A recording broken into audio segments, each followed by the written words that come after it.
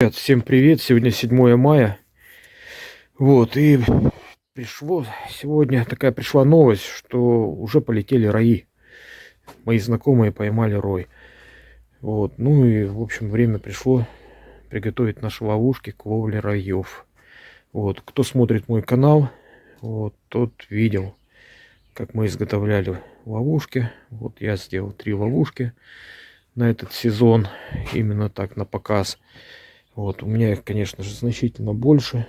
Вот там вот частично стоит на улице часть ловушек. Ну, в общем, где-то их у меня уже, наверное, около 40. Там, если брать с колодами, то, наверное, там вообще будет под 50.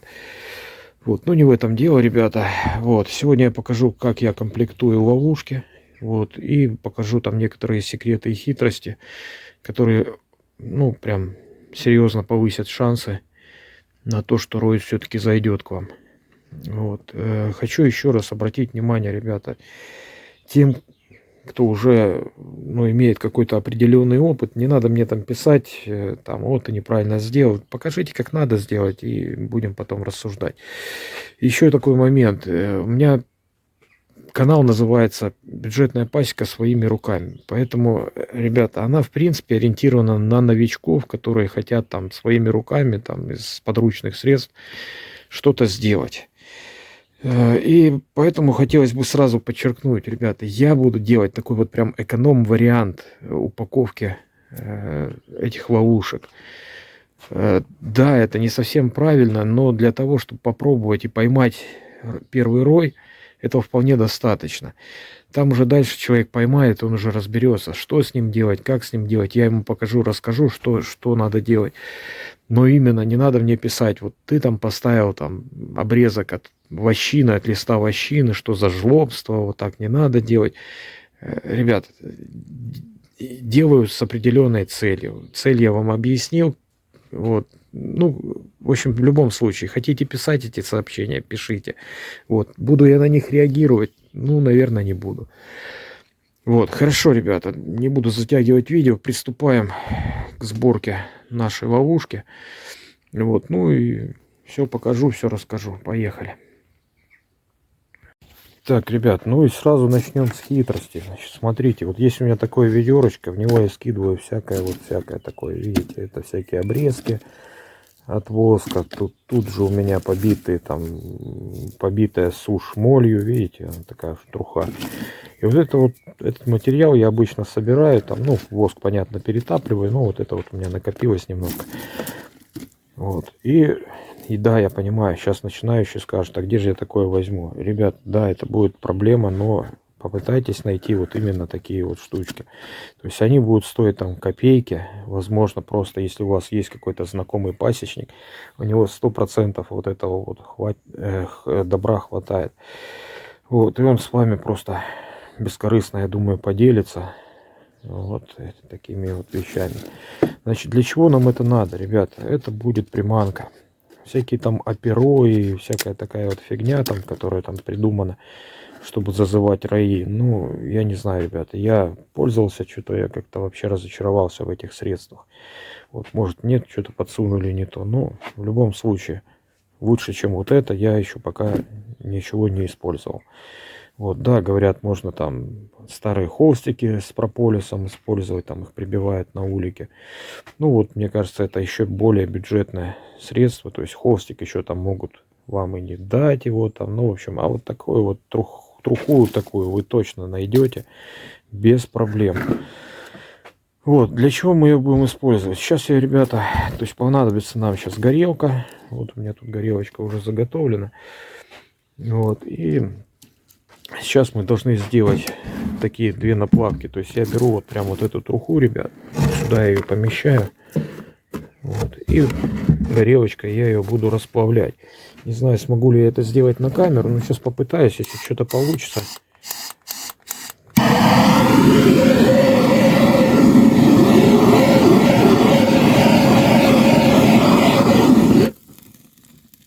Вот так оно горит.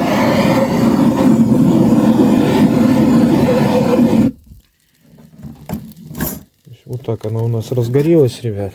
Да, теперь мы берем У меня такой специальный есть шпатель для вот таких дел. Вот. И вот это дело просто так вот размазываю прям по донышку.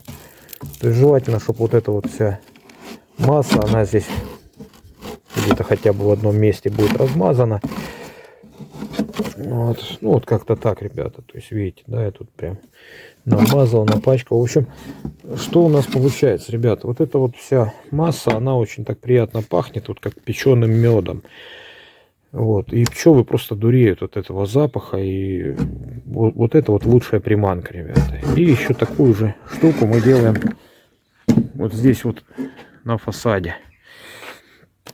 Вот, то есть беру опять же вот такой же кусочек этой трухи. Вот, кстати, да, вот смотрите, у меня даже вот из воскотопки, своей солнечной воскотопки, вот это вот уже такая вот отжатая сушь.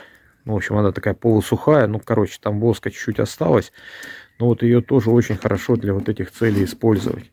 То есть то, что обычно выкидывается, вот это можно использовать повторно для того, чтобы сделать вот такую чудо-приманку. Вот. Ну и опять же, то же самое делаем, ребят. Растапливаем.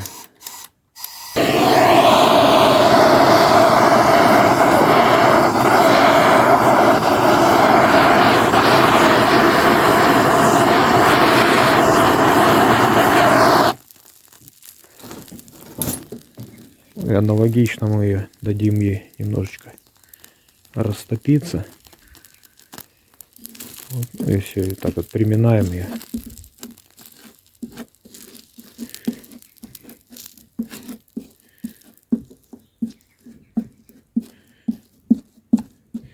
Все, ребят, вот вам первый лайфхак. И, собственно, секрет. Вы, если посмотрите мои видео, вы везде увидите вот такие вот черные пятна у меня на фасаде ловушек. Так, ну что, поехали дальше. Сейчас будем укомплектовывать рамками. Так, ребят, ну давайте разберемся теперь по рамкам. Значит, смотрите, желательно, чтобы у вас была одна рамка с сушью. Это даже немножечко, наверное, не самая подходящая будет сушь, потому что лучше всего иметь черную сушь. Прям такую старую. Вот, ну, у меня вот есть такая, она уже на выбраковку идет, эта рамка, там меда еще осталось, видите, да. Вот, некоторые, правда, говорят, что мед нельзя ставить в ловушку. Ребята, ставлю я иногда, вот если так остается немножко меда, и ничего, раи нормально заходят, ничего не происходит. В общем, работают они. Вот, но желательно, я говорю, почернее такую сушь использовать. Где взять новичку? Ну, опять же, скорее всего, вам придется обратиться к какому-то пасечнику. Если нет, ребята, попробуйте просто обычную вощину. Вот просто листы вощины, закрепленные на рамке. Вот, обычно я как делаю, ребята, то есть, как мы комплектовать будем нашу ловушку. Для начала мы поставим в середину рамку с сушью. То есть как-то так она будет стоять. Вот есть у меня, видите, недостроенная вощина. Тоже разворачиваю ее к этой суше. А ну, с двух сторон она недостроенная. В принципе, не имеет значения.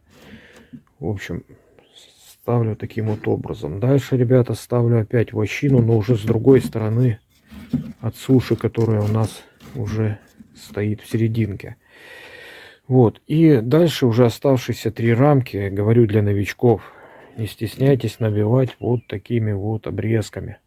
То есть просто берете такую полосочку, вставляете в рамку, кусочек маленький воска, вот, и вот таким вот там паяльником или пистолетом, паяльником, ну, в общем, чем-то подпаивайтесь, чтобы она у вас не отвалилась. Вот, и все, загоняем оставшиеся 3, можно поставить вот такие вот рамки. То есть ничего страшного не будет.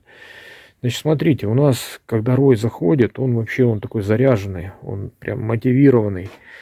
И он буквально там за 2 дня он вам может отстроить там почти там, ну не знаю, зависит от силы роя, конечно, ну половина ловушки уже будет отстроена. Вот, и поэтому как бы ему для начала нужна вот эта центральная рамка с сушью.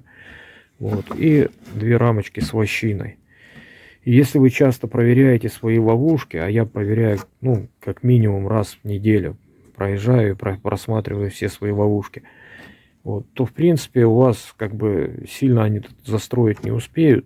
И чаще всего вот эти вот крайние рамки, они остаются неотстроенные. То есть они просто будут идти как заполнители, вот, для пчел. То есть на всякий случай, если вдруг вы там прозевали, там рой у вас там долго просидел и застроил уже, то вот эти рамки, да, они будут застроены. Но опять же, так как эти рамки у нас стоят с краю, они у нас станут кормовыми. А вот именно все гнездо будет на вот этих вот центральных рамках.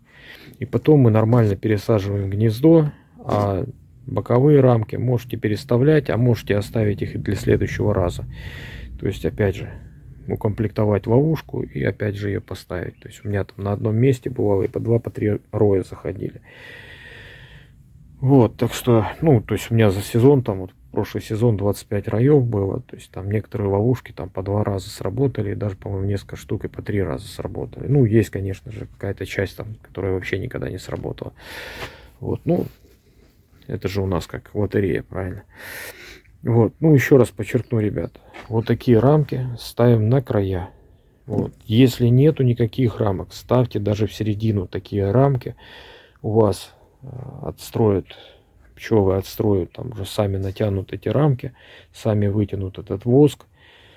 Вот, ну да, потом уже по мере развития пасеки своей будете заменять потихонечку эти рамки. Тоже покажу, как это делается. То есть я вот прямо сейчас тоже набиваю такими же, вот видите, полосками. Сейчас эти 3 ловушки. Вот, ну и будем смотреть. Если что-то поймается, то я вам так вот и буду показывать с этими ловушками, как это все дело продолжать, пересаживать там, ну и так далее. Все, поехали, ребята, давайте заполняем полностью ловушку рамками. Так, и давайте еще раз пройдемся по рамкам. То есть у меня стоят 2 рамки с обрезанной вощиной. 2 рамочки стоят.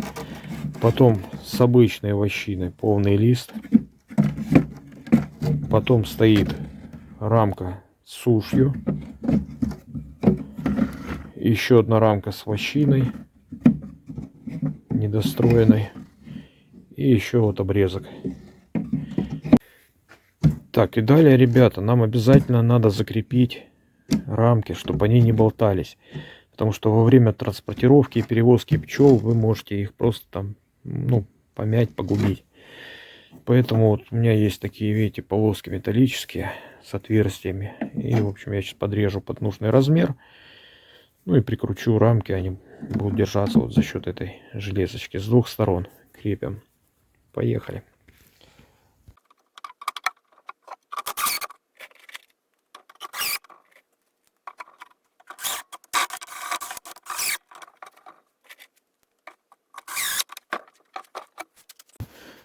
Далее, ребята, вот без прикрас просто прикрутили, как получилось у вас, как получится вот эти вот петельки где-то на серединку. И продеваем веревочку, то есть с одной стороны подвязываю и дальше вот просто там просовываю. И все, ребята, у вас ловушка готова к работе. Вот, то есть осталось ее просто вывести на место, подвесить. Ну, тоже покажу, как это делается. Все, ребят, надеюсь, кому-то это видео пригодится. Вот, всем мира, добра. Вот, и хороших раев. В общем, сезон начался. Охота пошла, ребята. Вот, давайте. Всем удачи, мира и добра. Пока.